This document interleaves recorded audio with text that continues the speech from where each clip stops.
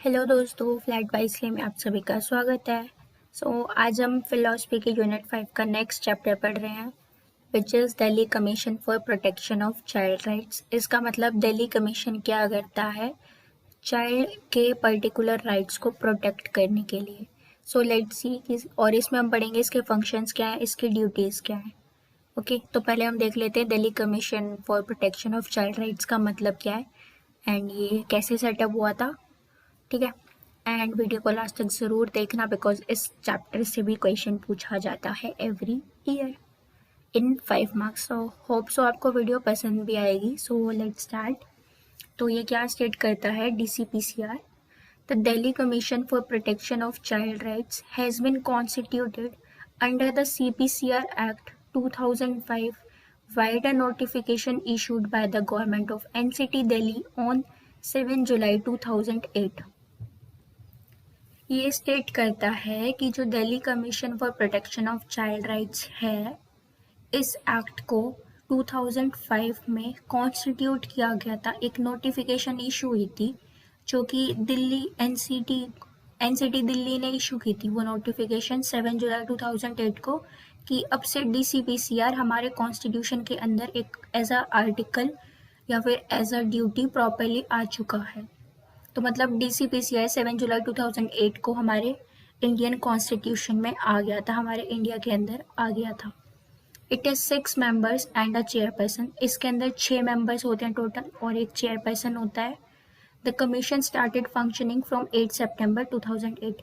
ये याद रखना 7 जुलाई को ये आ गया था, लेकिन इसने फंक्शनिंग कब स्टार्ट की थी अपनी, वो की थी 8 सितंबर 2008 को। तो ये 7 के बाद सीधा 8 आता है एंड जुलाई के बाद ये थोड़ा मंथ्स का याद रखना, और ये एग्जाम में ज़रूर आता है तो ये प्रॉपरली लिख देना, 5 मार्क्स की बात है।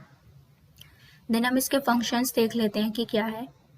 To monitor implementation of rights to education, ये अच्छे से देखभाल करता है, ये अच्छे से मॉनिटर करता है कि हाँ सभी बच्चों को राइट टू एजुकेशन मिल रहा है या ये पर्टिकुलर दिल्ली के अंदर इम्प्लीमेंट हो रही है।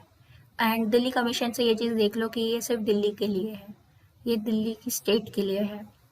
To suggest legal safeguards for protection of child rights and recommend measures, and ये सजेस्ट करता है लीगल सेफगार्ड्स सो डैट बच्चों की प्रोटेक्शन हो सके, उनके राइट्स की प्रोटेक्शन हो सके, और वो अलग अलग मेजर्स प्रोवाइड करते हैं कि बच्चों के राइट्स को कैसे प्रोटेक्ट किया जा सकता है या उन्हें कैसे हार्म होने से बचा सकते हैं।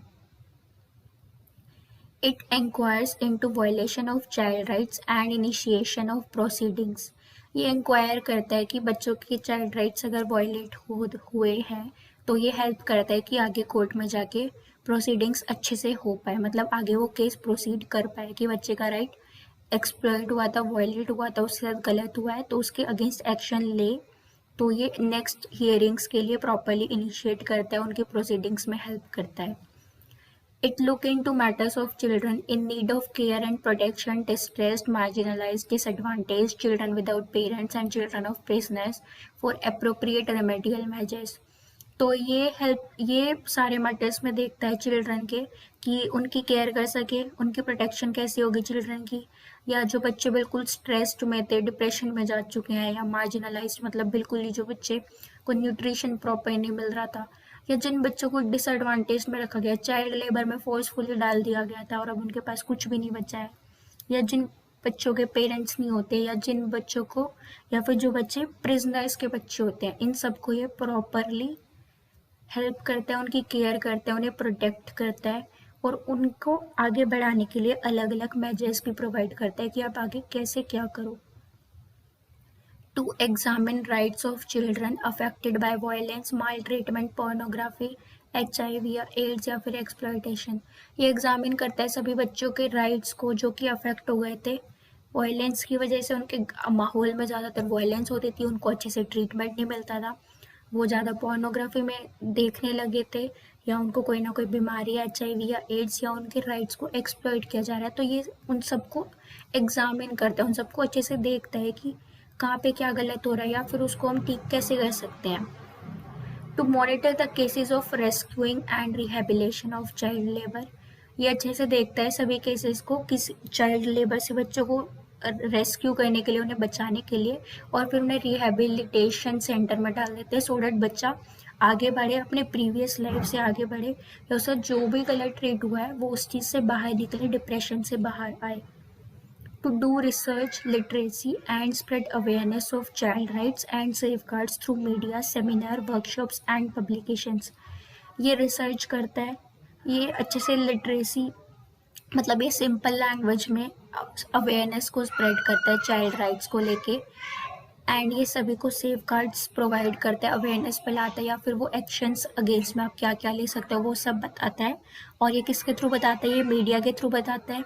सेमिनार्स कंडक्ट होते हैं, वर्कशॉप्स कंडक्ट कराई जाती हैं, अलग अलग बाहर गलियों में स्पेशली सेमिनार्स और वर्कशॉप्स होने लग जाती हैं, एंड मीडिया में न्यूज़पेपर आ जाएगा, एंड अलग अलग पब्लिकेशंस के थ्रू, मैगजीन्स के थ्रू ये सारी चीज़ें अवेयरनेस फैलाई जाती है, स्प्रेड की जाती है बच्चों के राइट्स को प्रोटेक्ट करने के लिए। और ये काम है DCPCR का, which means Delhi commission for protection of child rights. To review the treaties, international instruments, government policy, program and activities in the best interest of children. ये रिव्यू करता है कि बच्चों को प्रॉपर ट्रीटमेंट मिल रहा है। इंटरनेशनल इंस्ट्रूमेंट्स मतलब इंटरनेशनली जैसे बच्चों को ट्रीट किया जाता है, उन्हें अलग अलग प्रोग्राम्स जैसे कंडक्ट कराए जाते हैं, तो ये सारी चीज़ें भी वो कंडक्ट कराने की कोशिश करता है। गवर्नमेंट पॉलिसी प्रॉपरली प्रोवाइड करता है, बहुत सारे प्रोग्राम्स रखे जाते हैं, बहुत सारी एक्टिविटीज़ प्रोवाइड की जाती है उन बच्चों को, ताकि वो पता कर सके बच्चे का इंटरेस्ट कहाँ पे है, एंड जिस फेज से बच्चा गुजरा है उस फेज से उसको जल्दी से निकाल सके या उसको अच्छा ट्रीटमेंट मिले। नेक्स्ट आता है it has all powers of the civil court with respect to, इसके पास सारी पावर्स है सिविल कोर्ट को लेके, और ये किस रिस्पेक्ट में है? To summon and enforce the attendance of any person from any part of India, कि वो किसी भी पर्सन को बुला सकते हैं और उसे फोर्स कर सकते हैं कि तेरे को अटेंड करना ही पड़ेगा, फिर चाहे वो किसी भी कोने में छुपा हो इंडिया के अंदर, या फिर वो कोई भी पर्सन हो, लेकिन उसको कोर्ट में आना पड़ेगा अगर उसे बुलाया गया है तो। To receive evidence on affidavits, and ये एविडेंस को इकट्ठा करते हैं एफिडेविट फॉर्म्स के थ्रू, या फिर एफिडेविट फॉर्म्स को खुद रिसीव करते हैं ये लोग। To issue commission for the examine, and मैं बता दूँ एफिडेविट फॉर्म क्या होता है। एफिडेविट में ये होता है, एफिडेविट ज़रूरी नहीं सिर्फ इलेक्शंस के टाइम पे हो, एफिडेविट वो होता है जिसमें कि आपके बारे में सारी डिटेल्स लिखी हुई होती है कि आपका प्रोफेशन क्या है, आपने कितनी पढ़ाई किया, या आप आगे क्या करना चाहते हो, या आप अगर किसी प्रोफेशन में हो तो आपने ये चीज़ क्यों चूज़ करी, मतलब उसमें आपकी लाइफ को ऑलमोस्ट सारी डिटेल्स लिखी हुई होती है, जो भी आपने चूज़ किया, क्यों किया, आपने कितनी पढ़ाई की है, या आपका प्रोफेशन क्या है, या आप आगे क्या करोगे, या अगर आप कुछ पढ़ाई करें तो इसके बाद आप कुछ करोगे, डायरेक्ट जॉब लोगे, तो ये सारी चीज़ें उसमें लिखी हुई होती है, और आपकी फैमिली डिटेल्स होती है एफिडेविट के अंदर। To issue commission for the examination of witness और डॉक्यूमेंट, एंड ये इशू कर सकता है कोई भी नोटिस सो डैट किसी भी विटनेस को एग्जामिन किया जा सके अच्छे से, या कोई भी डॉक्यूमेंट है तो उसको एग्जामिन करा सके। अब इसकी ड्यूटीज़ क्या है? ऊपर तो हमने पढ़ा फंक्शनिंग, नेक्स्ट हम पढ़ेंगे इसकी ड्यूटीज़ क्या है। तो इसकी ड्यूटीज़ है to look into complaints and cases involving violation of constitution and legal rights of the children. ये सभी कंप्लेंट्स को देखता है, सारे केसेस को देखता है जो भी इन्वॉल्व, जिसमें भी बच्चे के लीगल राइट या कॉन्स्टिट्यूशनल राइट को वायलेट किया जाता है या फिर उसके एक्सप्लॉइट किया जाता है। जो भी केस में किसी बच्चे को हार्मनेस, किसी बच्चे के लीगल राइट के अगेंस्ट कोई भी केस आता है तो ये DCPCR उस केस को ज़रूर एक ना एक बार देखता है। To monitor the implementation of laws and program relating to the survival, welfare and development of child, ये मॉनिटर करता है कि सभी लॉज और प्रोग्राम्स को अच्छे से इम्प्लीमेंट हो तो रही है ना, सो डैट बच्चे को अच्छे से सर्वाइव करा सके, वो बच्चों के वेलफेयर के लिए, और बच्चे का डेवलपमेंट अच्छे से हो सके, उसकी ग्रोथ अच्छे से हो सके।